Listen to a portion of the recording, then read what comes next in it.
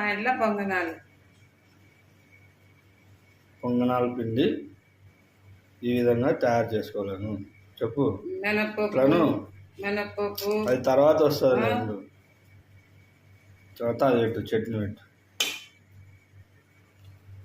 ఈరోజు మా ఇంట్లో పల్లీల చట్నీ, కొబ్బరి, పప్పులు. దీని తయారు విధానం తర్వాత వీడియోలో చూపిస్తాను చెప్పు. దీని తర్వాత వీడియోలో చూపిస్తాను. దీని తయారు విధానం తర్వాత వీడియోలో చూపిస్తాం. ఇది కూడా పొంగనాల పిండి చెప్పు. పొంగనాల పిండి ఎలా తయారు చేయాలో